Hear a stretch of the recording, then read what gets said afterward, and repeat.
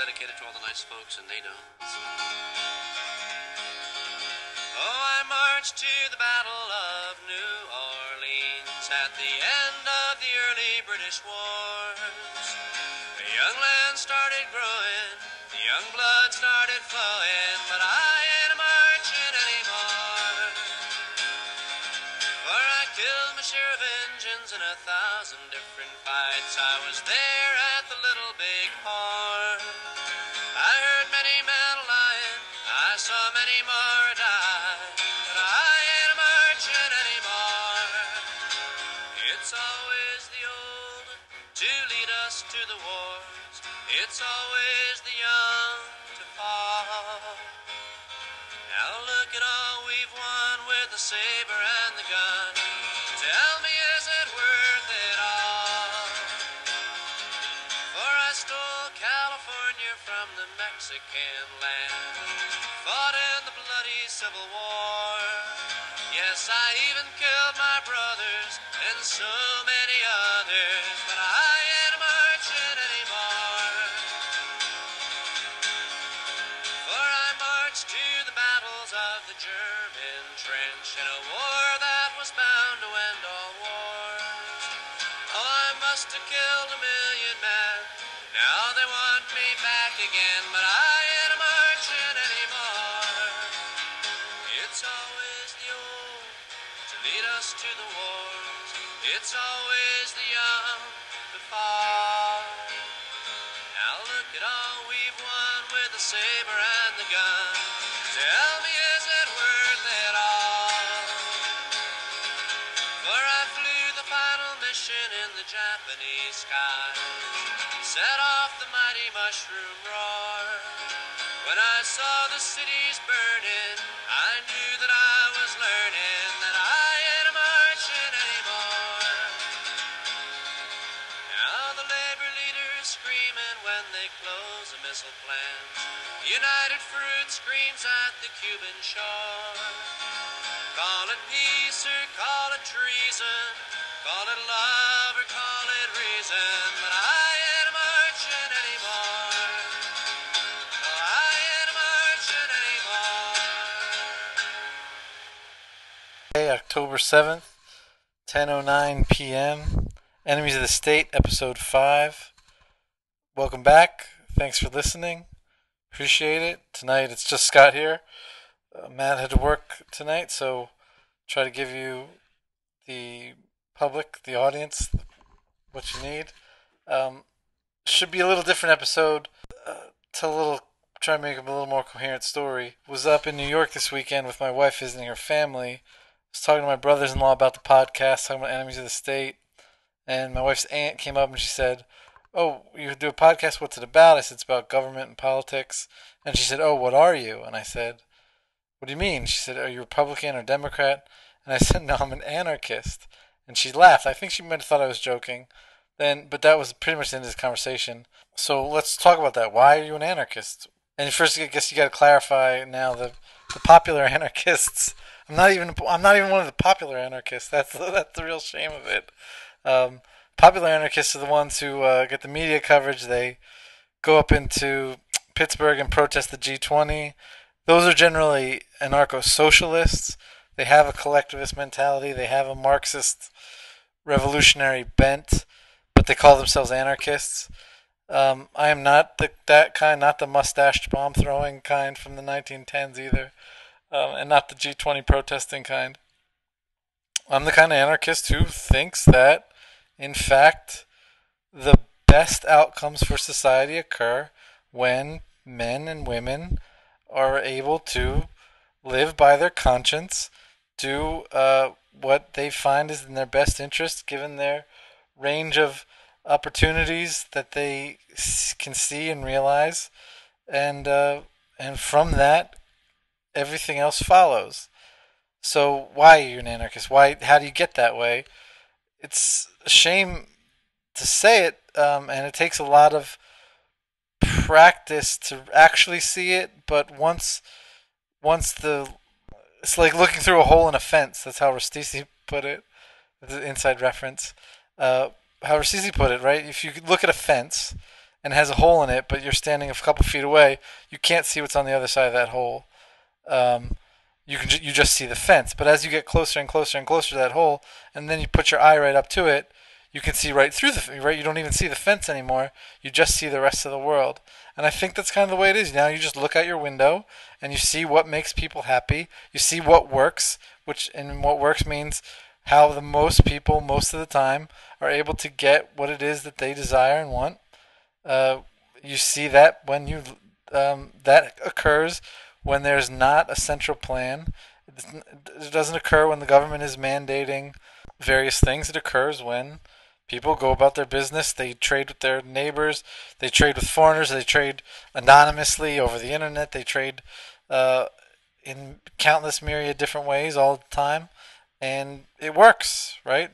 Sometimes people get robbed. Sometimes people make mistakes. Sometimes people use violence. But for the most part, and most of the time, they don't. And it's in those cases where the world gets better and better and better. And it's the case in the other case where there's a ruling party or a ruler, and a governor and a government. There's bad outcomes, right? There's violence. There's oppression. There's tyranny. There's taxation. There's all these factors. And so let's talk about why. And then let's talk about anarchy itself. Is anarchy the absence of rules? No, it isn't. It's the absence of a ruler, that's for sure, but the rules still exist, right? There are still natural, physical laws that occur, and there are biological laws that occur to what makes people human, what they need to do to be human. Those laws are inescapable because they exist. A free society and anarchist position is the one that seems to bear out from those premises that in fact the reality exists. We are here. We have physical bodies, and we have hopes and dreams and desires and talents that are different. We have endowments that are different from other people, and because of all those factors, we have preferences that are different, tastes are different. The only way to satisfy them and to achieve prosperity, happiness, harmony is to allow people to be as they are, and to try and reshape them, try and make them something different, which is a lot of the goal of progressive enlightenment movement. Try to make people better, make them the new, the Bolsheviks call it the new Soviet man. Because of all that, if it fails utterly.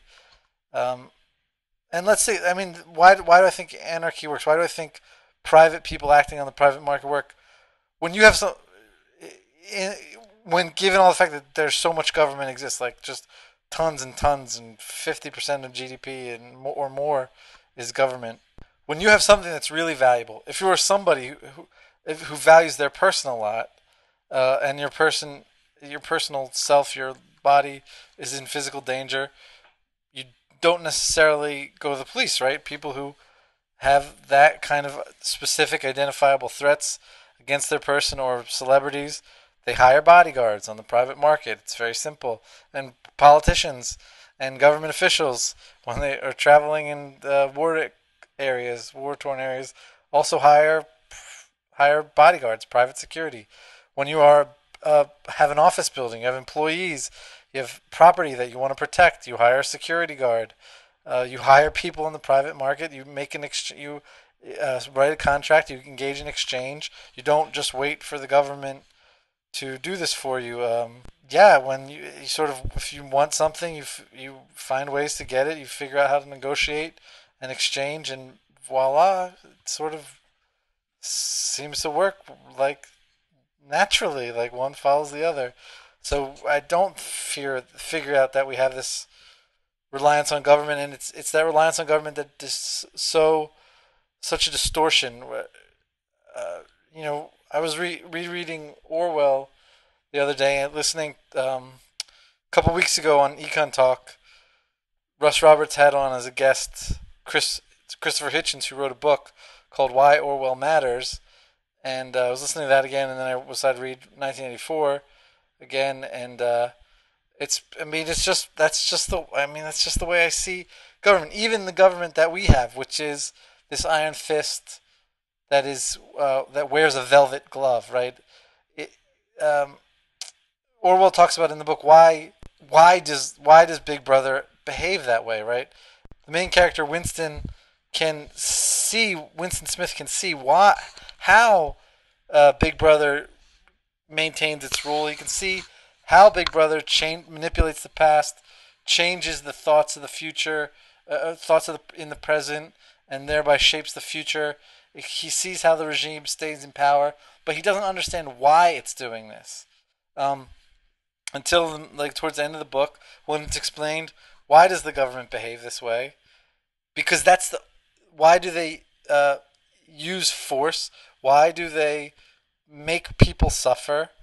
Um, and he says it's the only way they know they have power, right? That's the only way that they can identify that they are powerful is because they can make other people suffer. And there it is, right? There's all this government action, conscripting people, fighting, making people suffer in far and wide in all the lands. We have it going on today. The, the government must impose its will, and by imposing its will, it makes people suffer, and that's how they know they're the government. That's how they know they're in charge. If the government just told you to do what you were going to do anyway, whatever it was that made you happy, and the government just told you to do that or made that possible, how would they know they were really in charge? How would they know that they really had power? How would they know that you were loyal to them? How would they know that you were following their orders and not just actually following your own conscience about doing what you thought was best for yourself and your family and your loved ones? So I think that is it. I think that a government in any shape, in any form, a government where you don't have the right of exit. See, we have a government where you don't have the right of exit. You barely have a voice. They pretend you have a voice, but you don't have a voice. That really is the boot stamping on the face forever. And so the only way to avoid that is you can't ask Big Brother to reform itself. It needs the suffering for its own validation. It needs to be imposing its will on people, making people less happy than they otherwise would be. It needs that for its own sustenance, for its own existence. And so if you recognize that, the only logical position to end up is taking anarchy. Pipe dream to say that we can have a limited government. At best, you say that having a limited government is the compromise, right? A limited government means the boot just doesn't stamp as hard on your face and doesn't leave a boot print as all the time. And I would agree. I would like the boot to be a little less heavy. And in some countries, the boot is much heavier than others. Like I said, this is a government we have now that tries to wrap itself, cover its iron fist with a velvet glove. But make no mistake, it takes the glove off sometimes. It takes the glove off with a lot of people. We are watching it happen at every level of government, local government. I just watched the video of the kid. I guess it was Illinois, special education student, thrown against the lockers, taken down, face down, takedown, punched by the resource officer, which is the police officer in the school. And what was the violation of her? Dress code, right? The kid had his shirt untucked, and the cop didn't like the attitude of the kid, so he threw him into the locker, then punched him in the face, then dropped him to the ground, and laid on top of him and cuffed him because of a code of conduct. That's it. That's the government, right? Obedience was not swift enough for that officer. So that justified him making the child suffer, right? Making the kid suffer. Same thing too. There's just another video of some kid skateboarding in San Francisco, and the cop comes up and he says, it's illegal to skateboard anywhere in the city or county of San Francisco. And one kid's just sitting on the curb with his head in his hand, and the guy goes, "What's the matter with you? You got a headache?" And he goes, "No, I don't have a headache. You're just being a dick." And that was too much for the cop. The cop grabbed him, twisted his arm, and said, if you keep resisting, the video shows no resistance. The kid just gets up and has his arm twisted. The guy says, "I'll twist your arm right off, or I'll break your arm, and then you can call me an asshole," or whatever. I mean, obedience just wasn't swift enough. Or in this case, the kid just opened his mouth, right? so that he was arrested. And yeah, I mean that's what the state is, and any compromise with that is a compromise with evil. Um, I think hopefully these people end up have a bit of a conscience. Why the real puzzle is why does the government operate uh, like it does? Right? It could be far worse. It could be North Korea. Obama, I mean, has children singing songs and singing his praises, sending him letters of support like the dear leader. I mean, it could get that way. I suppose you wonder why it doesn't. There's still some restraint and respect, and I think that even people who occupy positions of power in the within the state uh, have to sleep at night and would probably. I mean, there are plenty of them who would just, whatever the state said, whatever Big Brother wanted, that's what they would do. There are those people, and they would think they were right about it, but yeah. So then I urge you all to check that out. To check out Why Orwell Matters. Listen to that Econ Talk podcast. If you haven't read 1984, you should read it. There's just not a day. A day doesn't go by where you don't have an occasion to use it, right? I mean, people do throw. I mean, the concept of the memory hole from 1984 is pretty popular and is used a lot of times. But even just you can watch uh, pundits and talking heads, commentators talking about, or no, you watch them engage in an act of doublethink right in front of your eyes, holding to uh, contradictory viewpoints in one sentence, and sort of knowing they're doing it, but pushing it out of their heads, or changing history because now there's a Democrat in office, and but when it was so they now they're for nation building and empire building when they before they were pretty solidly anti-war. But now they pretend that position never existed because they don't have to and they don't want to. So you can see them engage in these active double thinks. It's important to probably check that out. Um, and certainly Hitchens on Orwell. Uh, Hitchens has a lot to say too. The discussion to get too unhinged. I think it did get a little unhinged. Um, Anarchy. So, is there anything that the government provides that people do like that wouldn't be able to be provided by people voluntarily and peacefully cooperating? And there's another reason in favor of anarchy. Could private laws exist? And the answer is yeah, I think they can. David Friedman writes about what the machinery of freedom, and those ideas work. Even now we do have these things. We have private security, like I was talking about before, but we also sort of have contracts where between people where we choose our laws. Right at the bank, we write loan contracts between Virginia, Maryland, and D.C. And the contracts say with whoever signs them, whether they be in D.C. or Maryland, the contracts specify these contracts will be governed under, or will any disputes under this agreement will be governed under the laws of Virginia. We choose a legal regime that we prefer. We didn't change. Nobody changed their geography. They just changed this. They just picked the set of laws that they preferred. And I think that doesn't have to necessarily be Virginia, which is also a state. It could have said, uh, it should be just as simple as subscribing to a set of laws that you like. Should be as easy as buying car insurance, or this is my legal services provider. These are the rules I've sort of I've joined. I've signed a contract. I'm going to follow these rules. I will pay a fee to the legal provider to make sure that I follow them, and also make sure that other people follow them. And I will contract with people who uh, have rules that I accept. And if I want to contract with people who have other rules, our contracts will be governed by whatever agreement our legal company says with that other legal company, and that company will have to make a profit. It will have to serve uh, us as well or good as possible. We'll have to make rules that are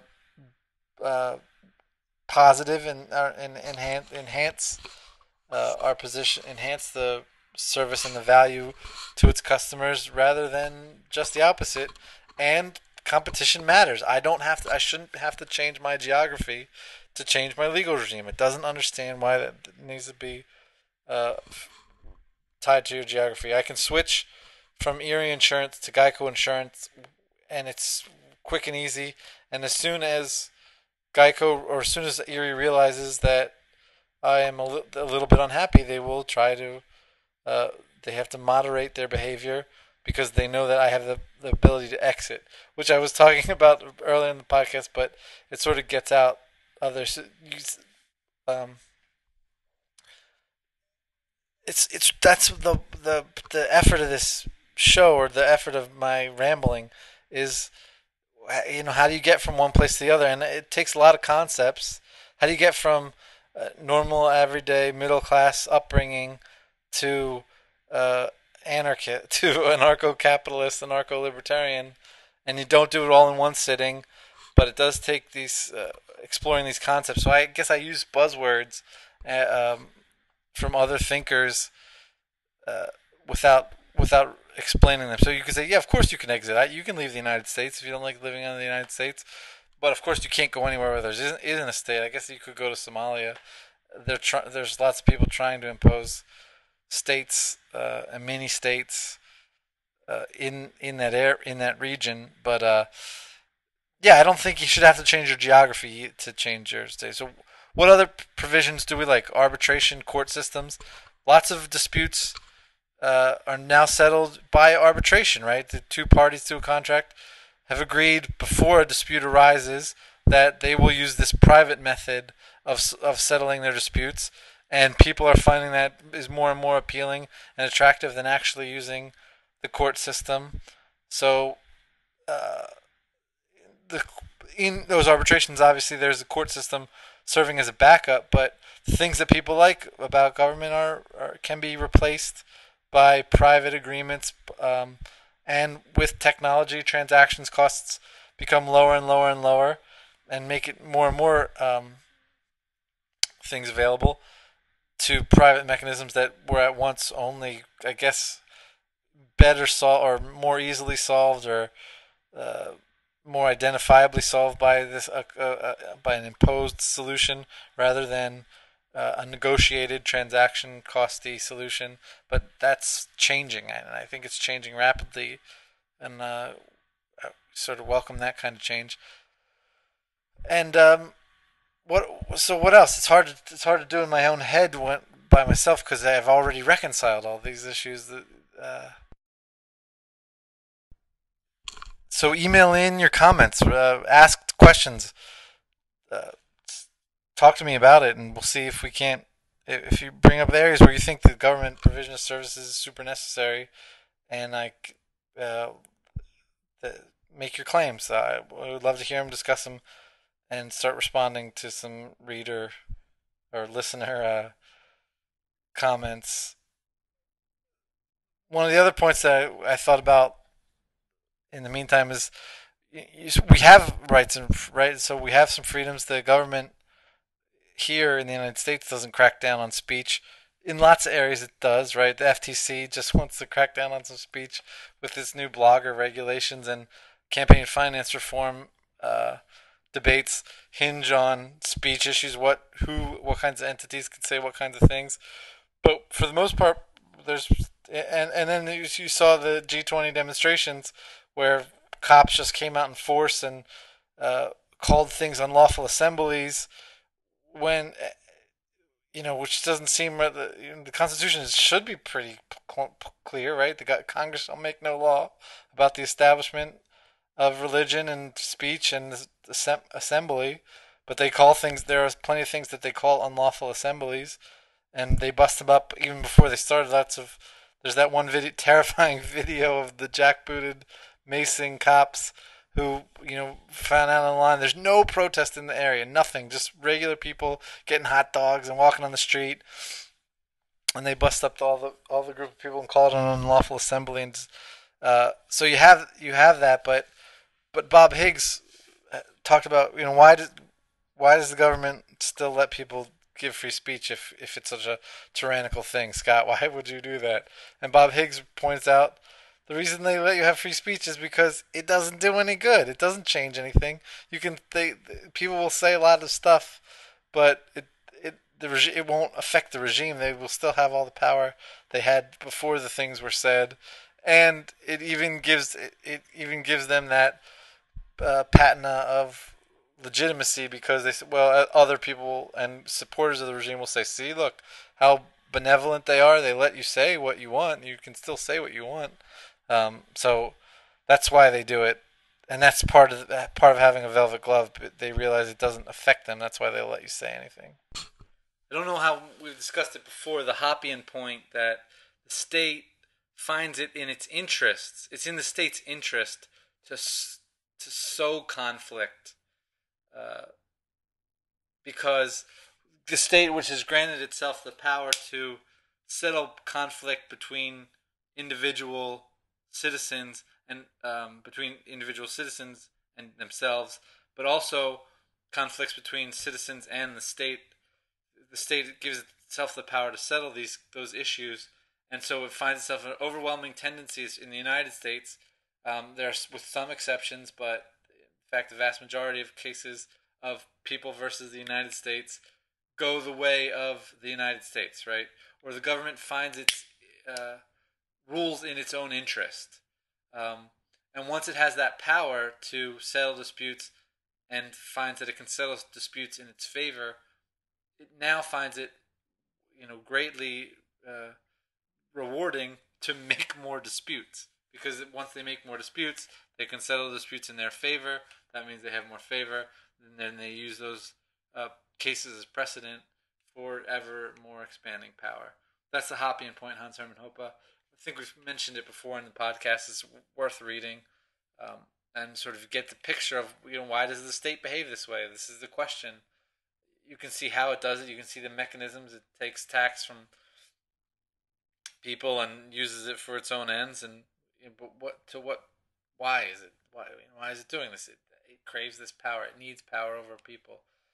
Um, sad but true. We opened the show with that Phil Ochs song "I Ain't Marching Anymore" and a little tour of the United States history and the conflicts that are sowed by the state, and they just can't, and the suffering that has to be imposed the world over, to validate the state's existence. But I think it's getting better. I think this is a libertarian moment. I think as we get wealthier, we and we get more demanding. We demand more of what we want. We become more willing to express our preferences in the long tails, finding the things that fit us. We become a little bit less worried about conformity, because because we can become wealthy, and with wealth comes leisure, and with more leisure time allows for more education. It gives me some time to make a podcast. Hopefully, other people are making their own projects. I don't think we have the same amount of protest songs, right? In the '60s, and you had Vietnam, and you had the draft certainly, and it was affecting young people. But there was a little bit more art against the war.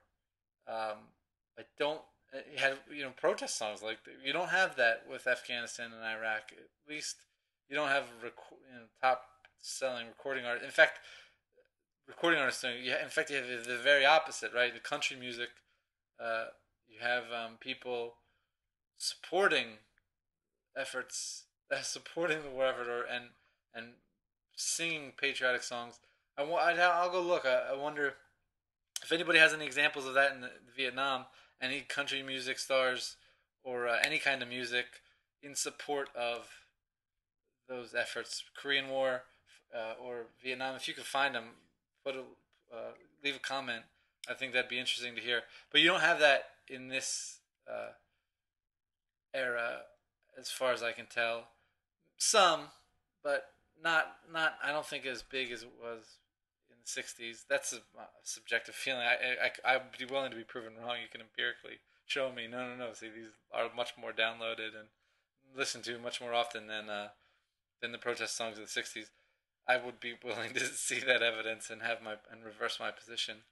But so no, what we have to do something different, right? At this age, we make podcasts, we blog, uh, we make YouTube videos, mashups, Funny or Die, parodies, satire, and all those things need to be done, and more, right? And any other political expression that you can think of in regards to that would be helpful. But okay, we're at the 30-minute mark.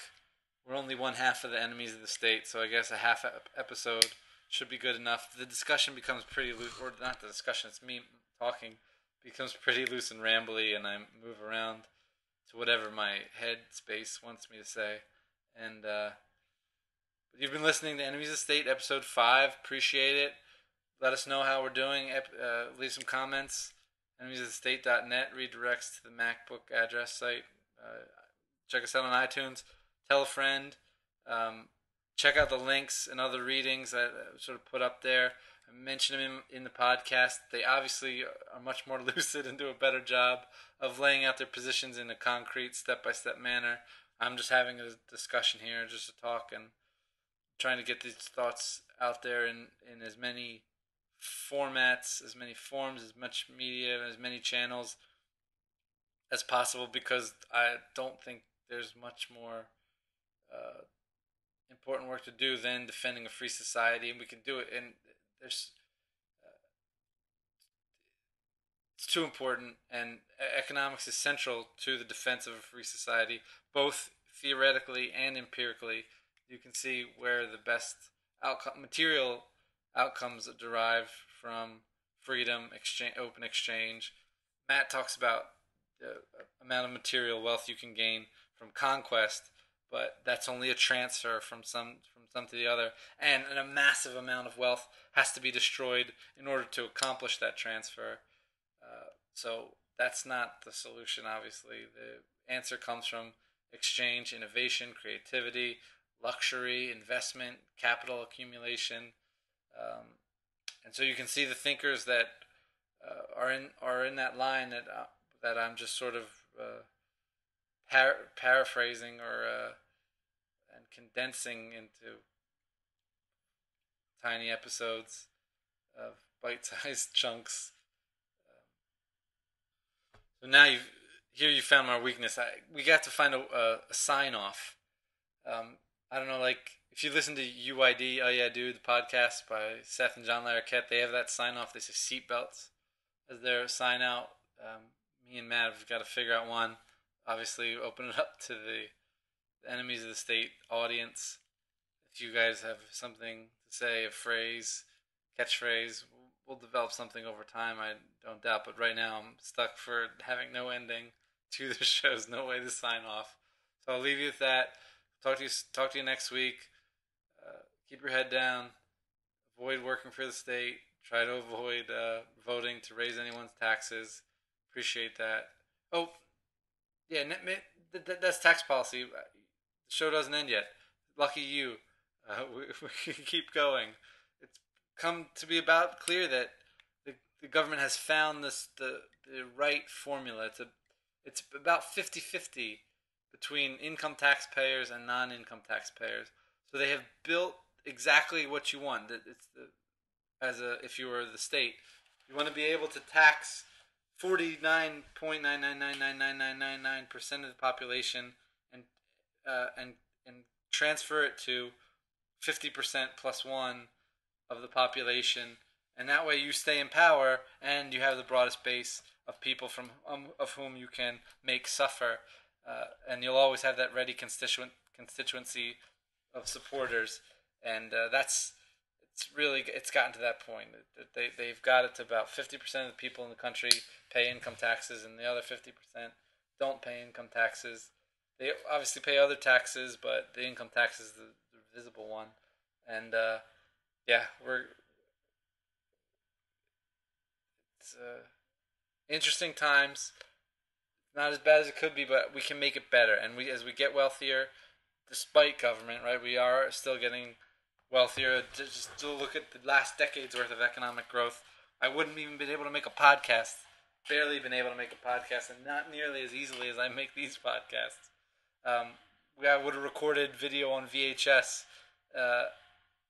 10 years ago. My cell phone wouldn't have become capable of a fraction of the things it's capable of now, just 10 years ago. So we are still, there's economic growth, but it's because of economic growth that we can sort of start to see the shabbiness of the government. We can sort of see better where it's papered over and where it's cracking and where where the edifice crumbles. It's like when Friends went from being filmed not in HD to in HD. You could see that Monica's apartment was just like a terribly crappy set. When you're watching in HD, when in normal definition television, it looked like you could any set. But and that's the state now. As we get wealthier, as we get wiser, as we get more ability to reflect upon these things, we get better IQ from better nutrition and better ways to communicate and exchange ideas. The cracks in the edifice of government start to fall apart. So hopefully you take this journey with us, and we will talk to you next time. Enemies of the State, Episode 5. Peace out.